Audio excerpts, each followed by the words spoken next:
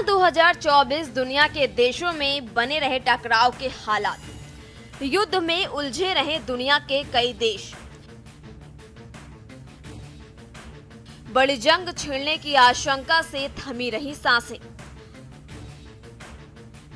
दुनिया ने कई देशों के बीच सैन्य संघर्ष और तानातनी देखी। तीसरे विश्व युद्ध की आहट ने सभी को किया परेशान। कुछ देशों में गृह युद्ध के कारण कई लोगों को अपनी जान गंवानी पड़ी। निराशाजनक रहा गुजरा साल। दुनिया के लिए साल 2024 शांति के लिए निराशाजनक रहा। कई देश युद्ध में पहले से ही उलझे थे, तो कई देशों के बीच इस साल जंग शुरू हुई। साथ ही कई देशों को गृह युद्धों से जूझना पड़ रहा है। ऐसे में सबसे ज्यादा परेशान होना पड़ रहा है वहां के आम लोगों को। इस साल दुनिया में ऐसी कई घटनाएं हुई जिसके बाद जानकर यह आशंका जताने लगे कि क्या दुनिया अगले कुछ वर्षों में एक बड़े युद्ध का सामना करने जा रही है। साल 2024 का साल इस वजह से भी याद किया जाएगा कि विश्व में कई संघर्ष दिखाए। इस साल में कई देशों के बीच युद्धों का दौर देखा गया, जिसमें रूस और यूक्रेन के अलावा गाजा और इजराइल के बीच हुआ भयंकर युद्ध शामिल है। इन युद्धों को पूरे विश्व पर असर पड़ा।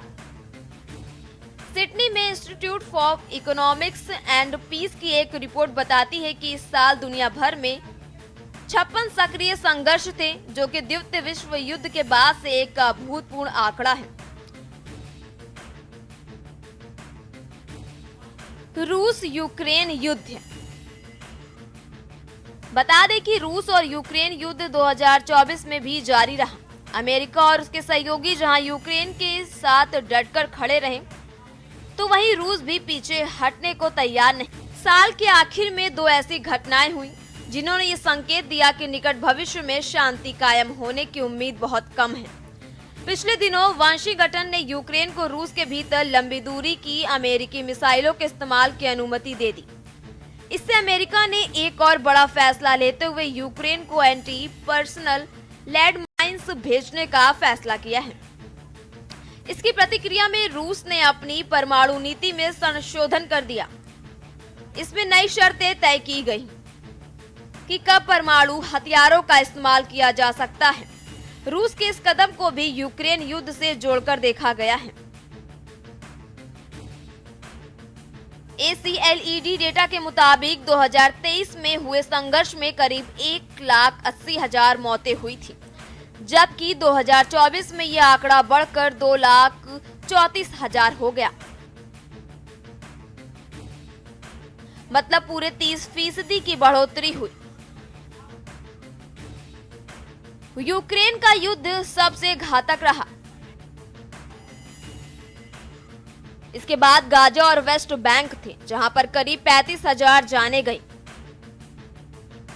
इजराइल हमास संघर्ष। 7 अक्टूबर 2023 इजराइल में हमास के बड़े हमले के जवाब में यहूदी राष्ट्र ने फिलिस्तीनी ग्रुप के कब्जे वाली गाजा पट्टी में सैन्य अभियान शुरू किया था।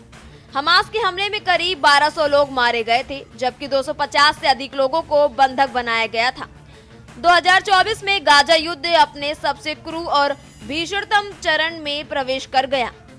हमास को तबाह करने पर उतारू इजराइल ने गाजा पट्टी को खंडहर में तब्दील कर दिया। तमाम अंतर्राष्ट्रीय आलोचना के बावजूद इजराइल के रवैये में कोई बदलाव नहीं आया। युद्ध के दौरान अमेरिका उसके साथ चट्टान के साथ खड़ा रहा। लिहाज कोई भी इंटरनेशनल प्रेशर यहूदी राष्ट्र को परेशान नहीं कर पाया। इजराइल द्वारा चलाया जा रहा नरसंहार युद्ध जारी है। ऐसा लगता है कि इसका कोई अंत नहीं है और बंधक सौदे के बारे में कुछ बातचीत हुई थी, लेकिन मुझे नहीं लगता कि यह काम कर रहा है, क्योंकि अमेरिकी वार्ताकार मुख्य वार्ताकार वह चले गए हैं, लेकिन कुछ अभी भी चल रहा है। ऐसा लगता है कि प्रधानमंत्री नेतन्याहू युद्ध जारी रखना चाहते हैं और इसे बढ़ाना चाहते हैं। उन्होंने ऐसे लेबनान तक बढ़ा दिया है, वैसे ईरान तक बढ़ाना चाहते हैं। Israel Hezbollah. बता दें कि गाजा युद्ध में इजराइल हिजबुल्लाह तनाव को भी चरम पर पहुंचा दिया। इजरायली सेना ने 23 सितंबर से लेबनानी ग्रुप पर बड़े पैमाने पर हवाई हमले शुरू कर दिए। उसमें सीमा पार एक सीमित जमीनी अभियान भी चलाया, जिसका उद्देश्य कथित तौर पर हिजबुल्लाह को कमजोर करना बताया गया। इजरायली हमलों में हिजबुल्लाह के चीफ हसन नसरल्लाह समेत कई कमांडरों की मौत हो गई और उससे कई ठिकानों को भारी नुकसान पहुंचा। इजरायल और लेबनान के बीच एक समझौता हो गया, लेकिन विश्लेषकों ने इस बेहद कमजोर सुलह बताया। समझौते के बाद भी इजरायल के हमले जारी रहे। सीरिया तख्ता पलट। आपको बता दें कि 13 साल से गृह युद्ध में उलझा यह देश पिछले कुछ वर्षों में अपेक्षाकृत शांत रहा, लेकिन 2024 में हालात बदल गए। विद्रोही गुटों ने नवंबर में सीरियाई राष्ट्रपति बशर अल असद के खिलाफ बड़ा ऑपरेशन शुरू कर दिया। लंबे समय से विद्रोहियों का सफलतापूर्वक मुकाबला करने वाले असद इस बार अपनी सत्ता नहीं बचा पाए। 8 दिसंबर को उन्हें सत्ता छोड़कर भागना पड़ा। फिलहाल सीरिया का भविष्य अधर में है। विश्लेषक मानते हैं कि सीरिया के लिए आने वाला समय बेहद कठिन है। यह भी कहना मुश्किल है कि क्या सीरिया एक रह पाएगा।